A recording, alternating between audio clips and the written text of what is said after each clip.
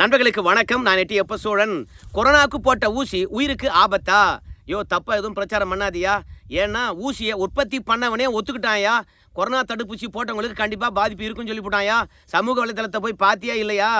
London கோர்ட்டில் ஊசியை தயாரிச்சவனே ஒத்துக்கிட்டு இருக்காயா அப்படின்னு சொல்லிட்டு நிறைய பேரும் கருத்து தெரிவிச்சிருக்கீங்க. ஆனால் அதை பற்றி இருக்கக்கூடிய ஒட்டுமொத்த சந்தேகத்தையும் இங்கே நாம் உடைச்சி பேச போகிறோம். ஏன்னா பல பேரும் சமூக வலைதளத்தில் பார்க்கின்ற போது அன்றைக்கி நான் 2 டோசேஜ் போட்டுக்கிட்டேன், அதனுடைய பாதிப்பு இன்னும் கூட எனக்கு இருக்குதியா அப்படின்னு சொல்லிட்டு நிறைய பேரும் சொல்லுவதை என்னால் கேட்க முடிகிறது. உண்மையாக அன்னைக்கு போட்ட டோசேஜ் காரணமாக இன்னைக்கு சைடு எஃபெக்ட் வருமா?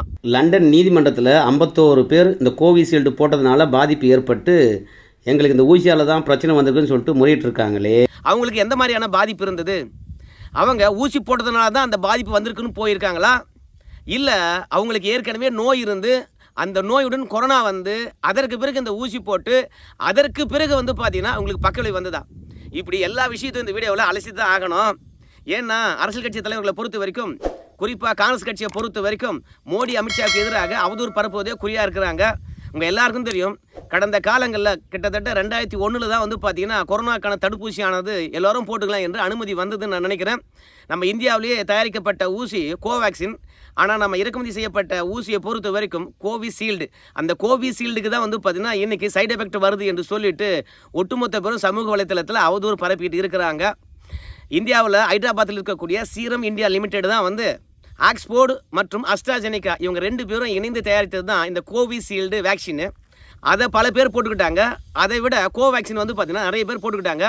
நம்ம இந்தியாவை பொறுத்த வரைக்கும் கிட்டத்தட்ட 240 கோடி டோசேஜ் ஆனது ஊசி கொரோனாவுக்காக போடப்பட்டிருக்குது. அப்படின்னா எவ்வளோ அதிகம்ன்றதை நீங்கள் பார்த்துக்குங்க. ஏன்னா நம்ம நாட்டை பொறுத்த வரைக்கும் கொரோனா தடுப்பூசி போட்டுக்கின்றவங்க 140 கோடி, ஒவ்வொருத்தருக்கும் 2 டோசேஜ், இன்னும் சில பேருக்கு 3 டோசேஜ். அதனால் நாம் சொன்ன மாதிரி 240 கோடி டோசேஜை விட அதிகமாக தான் இருக்கும். இப்படி அதிகமான பேர் கொரோனாவுக்கான தடுப்பு மருந்தை போட்டுட்டு இருக்கின்ற இந்த தருணத்தில் கொரோனா தடுப்பூசினால் பிரச்சனை வரும் என்று அந்த நிறுவனமே ஒத்துக்கொண்டிருப்பதனால கண்டிப்பாக எல்லாருக்கும் பீதி இருக்கும். அன்றைக்கே கலப்பினாங்கன்னு சொன்னோம் இல்லையா? என்ன கலப்பினாங்க அப்படின்னு பார்க்கும்போது, மோடி பற்றியா முன்கள பணியாளர்களுக்கு முதல்ல போடுங்க அப்படின்னு சொல்கிறாரு அந்த ஊசியை. ஏன்னா நர்ஸுகளும் டாக்டர்களும் துப்புரவு தொழிலாளர்களும் வாகன ஓட்டிகளும் முதல்ல போட்டுக்கிட்டோம், அவங்களுக்கு எதுவும் ஆகலைன்னா அதுக்கப்புறம் நம்ம போட்டுக்கலாம் அப்படின்னு சொல்லிட்டு மோடி நினைக்கிறாரு.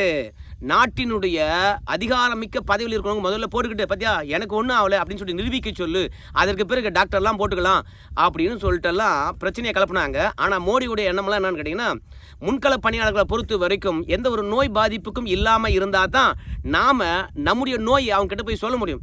அவங்களே நோயாளியாக இருந்தால் நம்ம நோயை போய் அங்கே எப்படி சொல்ல முடியும்? அதனால தான் வந்து பார்த்திங்கன்னா ஸ்டெப் பை ஸ்டெப்பாக இந்த ஊசிகளை வந்து மற்றவங்க போட்டுக்கலாம் என்று அரசாங்கமான அறிவிச்சிச்சு. முதல்ல முன்கள பணியாளர்கள், 2வது வந்து 60 வயதுக்கு மேற்பட்டவர்கள், அதற்கு பிறகு வந்து 20லிருந்து 60 வயதுக்கு உட்பட்டவங்க, அதற்கு பிறகு குழந்தைகள் என்று சொல்லிவிட்டு பல்வேறுபட்ட வயது வரம்பை நிர்ணயிச்சு இந்த ஊசியை போட்டுக்க சொன்னாங்க. எல்லாருமே போட்டுக்கிட்டாங்க. ஆனால் போட்டுக்கிட்டவங்க எல்லாருக்குமே வந்து பார்த்திங்கன்னா இந்த பிரச்சனை வரல. என்ன பிரச்சனை அப்படின்னு பார்க்கும்பொழுது, இந்த கோவிஷீல்டு போட்டுக்கிட்டவங்களுக்கு ரத்தம் உறைதலானது கம்மியாக போச்சான். எந்த ஒரு அடிப்பட்டாலும் சரி ஒரு குறிப்பிட்ட நேரத்துக்குள்ளாக உடம்புலேருந்து வெளியேறுகின்ற ரத்தமானது கட்டி ஆயிடும். ஆனால் இந்த கோவிஷீல்டு தடுப்பூசி போட்டவங்களுக்கு அந்த ரத்தம் உறைதல் என்பது பார்த்திங்கன்னா வேகமாக நடைபெறுவது கிடையாது. சில பேருக்கு ரத்தமே உறைவது கிடையாது அப்படின்ற கம்ப்ளைண்ட் வந்துருக்கு. 2வது உடம்பில் வந்து பார்த்திங்கன்னா ரத்த செல்கள் இருக்குது. அந்த ரத்த செல்களை பொறுத்த வரைக்கும் இந்த கோவிஷீல்டு போட்டோம்னா ரத்த தட்டுக்களும் ரத்த செல்களும் வந்து பார்த்திங்கன்னா குறைந்து போயிடுது அப்படின்ற ஒரு கம்ப்ளைண்ட்டும் வந்திருக்குது. ஆனால் எவ்வளோ பேருக்கு இந்த ஊசி போட்டுக்கிட்டால் வரும் என்று சீரம் இந்தியா லிமிடெடு அல்லது அஸ்ட்ராஜெனிகா சொல்லியிருக்குது அப்படின்னு பார்க்கும்போது, லண்டன் கோர்ட்டில் 1,00,000 பேருக்கு நீங்கள் ஊசி போடுறீங்கன்னா அதில் ஒரு ஆளுக்கு வருவதற்கான வாய்ப்பு இருக்கிறது. அது கூட அரிதிலும் அரிதாகத்தான் வரும் அப்படின்னு சொல்லியிருக்காங்க. நம்ம கிட்டத்தட்ட 240 கோடி பேருக்கு ஊசி போட்டிருக்கோம்னா மொத்தத்தில் கணக்கிட்டு பார்த்தீங்கன்னா ஒரு 240 பேருக்கு தான் இந்த பிரச்சனையே வந்திருக்கணுமா. அதில் இன்னொரு விஷயத்தை எடுத்து சொல்கிறாங்க, 240 கோடி பேர் போட்டு அதில் 240 பேருக்கு தான் இந்த மாதிரி பிரச்சனை வரும் என்றால் அந்த 240 பேரும் உயிரிழந்துட மாட்டாங்க. அந்த 240 பேரில் முக்கியமாக 2 பேரோ 3 பேர் மட்டும்தான் உயிரிழப்பாங்க. அதனால் இந்த ஊசினால் ஒரு பெரிய பிரச்சனை எதுவும் கிடையாது. இந்த ஊசினால் மக்களுக்கு பெரிய நன்மை இருந்திருக்கிறது. முதல்ல கொரோனா தொடங்கிய காலத்தில் எல்லோருக்கும் மூச்சு திணறலும் அதோட மரணங்களும் ஏற்பட்டது. ஆனால் இந்த ஊசி தயாரித்து போட்ட பிறகு பார்த்தீங்கன்னா நிறைய உயிரிழப்புகள் தடுக்கப்பட்டிருக்குது. கொரோனா வராமல் தடுத்திருக்கிறோம். அந்த காலகட்டங்கள்லாம் பார்த்தீங்கன்னா பெட்டு கிடைக்காம, மருத்துவமனை கிடைக்காம பெரிய பிரச்சனை இருந்தது. ஆனால் இந்த ஊசியை போட போட படிப்படியாக வந்து பார்த்தீங்கன்னா நோய் பாதிப்பும் குறைஞ்சிருக்குது, மருத்துவமனையில் அனுமதிக்கிறவங்க குறைஞ்சிருக்காங்க. அதனால் இந்த மருந்து போட்டதுனால பிரச்சனை வந்துடும் அப்படின்னு சொல்ல முடியாது. ரொம்ப ரொம்ப ரேர் கேஸ் தான் இது வரும். அதனால் இந்த ஊசி போட்டால் பிரச்சனை வரும் என்று சொல்வதெல்லாம் அவதூறுகள் தான் அப்படின்றத அஸ்ட்ராஜெனிக்காவும் சொல்லியிருக்கிறது, பல அறிவியல் இதழ்களும் சொல்லியிருக்குது, அதை தாண்டி மருத்துவர்களும் சொல்லியிருக்கிறாங்க. சரிப்பா, அன்னைக்கு போட்ட ஊசி இன்னைக்கு ஏதாவது சைடு எஃபெக்ட் வருமா அப்படின்னு டாக்டர்கிட்ட கேட்கும் பொழுது அவங்க சொல்கிற விஷயம் என்னன்னா, ஏப்பா நீ அன்னைக்கு ஊசி போட்டதுனால இன்னைக்கு எந்த பாதிப்பும் வராது. ஏன்னா அந்த மருந்தினுடைய வீரியமே வந்து 30 நாள் தான், இல்லைனா மிஞ்சி போச்சுன்னா ஒரு 45 நாள் தான். 1 மாதம் அல்லது 1.5 மாதம் தான் அந்த உடம்புல அந்த வீரியமே இருக்கும். அதனால தான் நம்ம 2 டோசேஜ் போட்டுக்கிட்டோம் 2 மாத இடைவெளியில். அதனால் பெருசாக வந்து பார்த்திங்கன்னா அன்றைக்கி போட்டதுனால இன்றைக்கி எந்த எஃபெக்டும் இருக்காது. அன்றைக்கி போட்டவனுக்கு அன்றைக்கே எஃபெக்ட் வந்திருக்கும் இல்லையா அப்படின்னு சொல்லும்போது அதான் சொன்னோம்னே, ரொம்ப ரொம்ப குறைவு.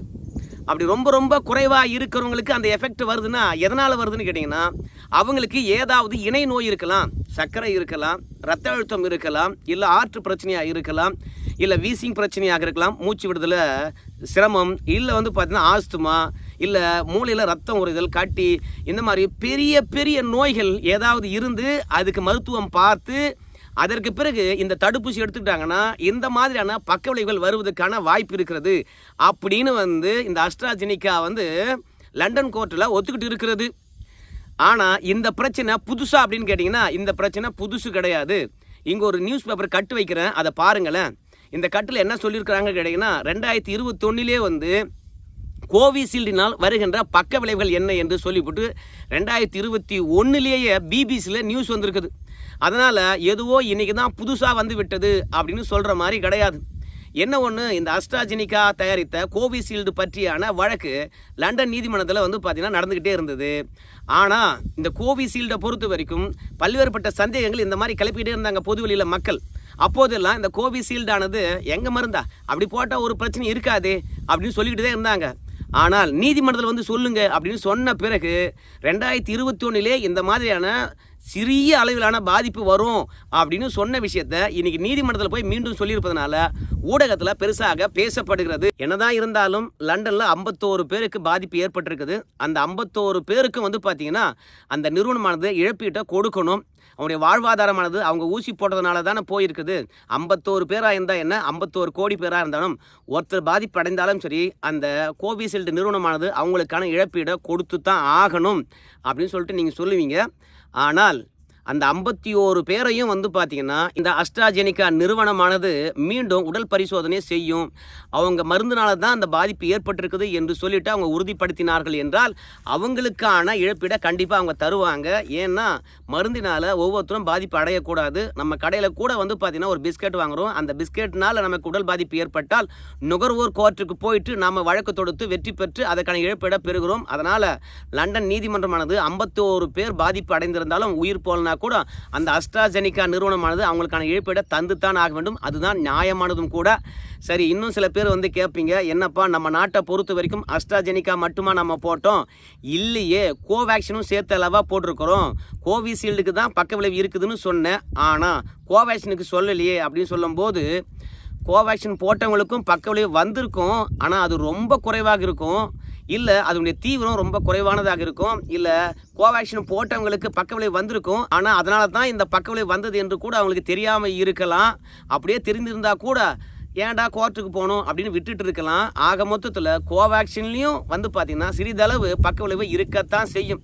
ஏன்னா அவங்க எல்லாருக்குமே தெரியும், அதாவது அறிவியலாக இருந்தாலும் சரி மருந்தாக இருந்தாலும் சரி எந்த ஒரு விஷயமும் தொடக்கத்தில் 100% சரியாக பண்ணிட மாட்டாங்க. தொடர்ந்து படிப்பதன் மூலமாகத்தான் துல்லியத்தை நோக்கி நகர்வாங்க. அந்த மாதிரி தான் மருத்துவ உலகமும் சரி அறிவியல் உலகமும் சரி தன்னை அவ்வப்போது வந்து பார்த்திங்கன்னா ஒரு சுய பரிசோதனை செய்து கொண்டு திருத்திக் கொள்ளும். உங்கள் எல்லாருக்கும் தெரியும், நம்மளுக்கு தலைவலியோ ஜுரமோ வந்த பிறகு கடையில் போயிட்டு விக்ஸாக்ஷன் பயன்பாடு போடுறோம், நோவால்ஜின், அனாசின், மெட்டாசின் என்று சொல்லி சின் மருந்துகள்லாம் போடுறோம். ஆனால் அரசாங்கத்தை பொறுத்த வரைக்கும் இந்த சின் என்று முடிகின்ற எந்த மருந்தையும் பயன்படுத்தாதீங்கப்பா அப்படின்னு சொல்லியிருக்காங்க. இருந்தாலும் நம்ம போடுறோம். ஏன் சொல்லியிருக்காங்க கேட்டிங்கன்னா, அதனால் நோய் போதோ இல்லையோ நீங்கள் வேற ஒரு பழக்கத்துக்கு அடிமையாகி விடலாம். அதனால் சின் என்று முடிகின்ற அந்த மருந்தை பயன்படுத்தாதீங்க என்று அரசாங்கம் சொன்னால் கூட நம்ம கேட்பது கிடையாது. வேறு மாதிரியான பெயரில் வேறு மாதிரியான வடிவத்தில் அந்த மருந்துகள்லாம் வருது. அதுவும் இல்லாமல் நாம் மருத்துவர் இடத்துல போனோன்னு வச்சுங்களேன், நமக்கு உடல்நிலை சரியில்லை என்று சொல்லிவிட்டு அப்போ மருத்துவரை பொறுத்த வரைக்கும் நமக்கு மருந்து எழுதுவார். அப்படி மருந்து எழுதுகின்ற பொழுது நம்ம நோய்க்கான மருந்துடன் சேர்த்து இன்னும் சில மருந்துகளையும் சேர்த்தே எழுதுவார். அந்த மருந்து எதுக்குன்னு கேட்டிங்கன்னா, ஒருவேளை நம்ம மாத்திரையை முழுங்கும் பொழுது நமக்கு வாமிட் வரலாம், இல்லை உடல் வெப்பநிலை அதிகரிக்கலாம், இல்லை பேதி ஆகலாம், இல்லை குடலில் புண்ணு இருந்தால் பிரச்சனை ஏற்படுத்தலாம் அந்த மாத்திரை முழுங்குகின்ற பொழுது. அதற்காக தான் நம்ம உடல் பாதிப்புக்கு ஏற்ற மாத்திரை எழுதுகின்ற பொழுது கூடவே சத்து மாத்திரையோ இல்லை அந்த மருந்தினுடைய பக்க விளைவை குறைக்கக்கூடிய இல்லை அந்த மருந்தினுடைய தீவிரத்தை குறைக்கக்கூடிய அந்த மருந்துகளையும் பார்த்திங்கன்னா சேர்த்தே தான் எழுதுவாங்க. அதனால் எந்த ஒரு மாத்திரையும் எந்த ஒரு மருந்தும் பார்த்திங்கன்னா நம்ம சாப்பிட்ட உடனே 100% சரியாயிடும் அப்படின்னு நம்மளால் சொல்ல முடியாது. அந்த மாத்திரையும் 100% இந்த நோய்க்காக தான் கண்டுபிடிக்கப்பட்டது என்றெல்லாம் சொல்ல முடியாது. அதனால் எல்லா மருந்திலும் பக்க விளைவுகள் இருக்கத்தான் செய்யும். உங்களுக்கு ஒரு எளிமையான உதாரணம் சொல்லி இந்த வீடியோவை அப்படியே நான் முடிச்சிடுறேன். நம்மெல்லாம் டாக்டராண்ட போகின்ற போது பெரும் காயத்துக்கு பார்த்திங்கன்னா பென்சிலின் மருந்தை போடுவாங்க. அப்படி பென்சிலின் மருந்தை போடுகின்ற பொழுது ஒரு சின்ன டெஸ்ட் பண்ணுவாங்க, எங்கேயாவது ஊசியை போடுவாங்க, ஒரு சிறு பகுதி. அப்படி போடுகின்ற போது அந்த ஊசியினால் உங்களுக்கு ஏதாவது ஒவ்வாமை வருகிறதா, அரிப்பு வருகிறதா, இல்லை மயக்கம் வருகிறதா, இல்லை வாமிட் வருகிறதா என்று சொல்லி பார்த்துட்டு அதற்கு பிறகு தான் அந்த ஊசி போட்ட இடத்த பார்த்துட்டு ஏதாவது பார்த்திங்கன்னா ஒவ்வாமையினால் அவங்களுக்கு பிரச்சனை இருக்குதா என்று பார்த்துட்ட பிறகு தான் அந்த பென்சிலின் மருந்தே நமக்கு போடுவாங்க. அந்த அளவுக்கு பழக்கப்பட்ட பல நாள் பயன்படுத்தின மருந்துக்கே பார்த்திங்கன்னா நம்ம சோதனைக்கு உட்படுத்தப்பட்டு அதற்கு பிறகு ஊசி போடுறாங்கன்னா, கோவிஷீல்டு, கோவேக்சின் இதெல்லாம் குறுகிய காலத்தில் கண்டுபிடிக்கப்பட்டது. உங்கள் எல்லாருக்குமே தெரியும். ஏன்னா எந்த ஒரு மருந்தாக இருந்தாலும் கண்டுபிடிக்கப்பட்டு பல்வேறுபட்ட மிருகங்களிடத்தில் சோதனை செய்யப்பட்டு பிறகு மனிதர்களிடத்தில் சோதனை செய்யப்பட்டு எல்லா தரவுகளையும் எடுத்து வைத்து எந்த அளவுக்கு இது சக்ஸஸ்ஃபுல்லாக இருக்குது. இந்த மருந்தை பயன்படுத்தினா 100 பேரில் கிட்டத்தட்ட 99 பேருக்கு பலனளிக்குதா என்றெல்லாம் பார்த்துட்டு அந்த 99 பேருக்கும் எந்தவித பக்கவிலையும் வரலையா என்று பார்த்துட்டு தான் நடைமுறைக்கு கொண்டு வருவாங்கன்னு உங்களுக்கு தெரியும். அதுவும் மருத்துவ உலகத்தில் எங்கெங்கெல்லாம் அனுமதி பெற வேண்டுமோ அங்கெங்கெல்லாம் அனுமதி பெற்ற பிறகு தான் ஒரு மருந்தானது மார்க்கெட்டிங்கே வரும். ஆனால் இந்த கோவிஷீல்டாக இருந்தாலும் கோவேக்சினாக இருந்தாலும் சரி, அவசர காலத்தில் தயாரிக்கப்பட்டதாக இருந்தாலும் ஏற்கனவே நம்ம மருத்துவ உலகில் பல நோய்க்கான மருந்தை கண்டுபிடித்திருக்கிறோம். அந்த மருந்தினுடைய ஃபார்முலாவை படித்து உடனடியாக உருவாக்க வேண்டும் என்றால் அந்த ஃபார்முலாவில் ஒரு மாடிஃபிகேஷன் பண்ணி உடனடியாக இந்த மருந்தை தயாரித்திருக்கிறாங்க. அதனால் சிறிய அளவு பக்க விளைவுகள் இருக்கும். ஆனால் அந்த பக்க விளைவுனால் எந்த பெரிய பாதிப்பும் இல்லை, பாதிப்பு இருந்தாலும் உயிர் போகாது அப்படின்னு சொல்லியிருக்கிறாங்க. அதனால் இந்த கோவிஷீல்டுனால் ஊசி போட்டவங்கெல்லாம் உயிர் போயிடும் அப்படின்னு சொல்கிறதும், அன்னைக்கு போட்ட ஊசினால் எனக்கு இவ்வளோ பிரச்சனை வந்திருக்குன்னு சொல்வது எல்லாம் ஒட்டுமொத்தமாக நம்மளை பீதி கிளப்பக்கூடிய விஷயங்கள் தான். அந்த ஊசியினால் பெரிய பிரச்சனை இருந்தது இல்லை. இந்தியாவில் 240 கோடி பேருக்கு மேலாக ஊசி போட்டதாக அர்த்தம். ஏன்னா 240 கோடி டோசேஜ் போட்டிருக்காங்க. நம்ம இந்தியாவை பொறுத்த வரைக்கும் எத்தனை பேருக்கு பாதிப்பு வந்திருக்குன்னு சொன்னாங்கன்னு நமக்கு தெரியல. பழைய வரலாறு எடுத்து பார்க்கின்ற போதும் பெருசாக எதுவும் இல்லை. அதனால் அன்றைய காலகட்டமோ இன்றைய காலகட்டமோ இந்த ஊசிகள் நமக்கு பார்த்திங்கன்னா வரமாக தான் இருந்திருக்கிறது. அதனால் பீதி அடைய வேண்டாம் என்று சொல்லி இந்த வீடியோவை நான் முடிக்கிறேங்க. நான் மருத்துவம் படிக்காதவங்க, 10வது கூட பாஸ் பண்ணாதவங்க ஏதாவது தப்பாக பேசியிருந்தால் மன்னிச்சிடுங்க. இந்த விஷயத்த தப்பாக பேசிட்டேன் அப்படின்னீங்கன்னா கமெண்ட்ஸில் சொல்லுங்கள், நான் திருத்திக்கிறேன். நன்றி நண்பர்களே.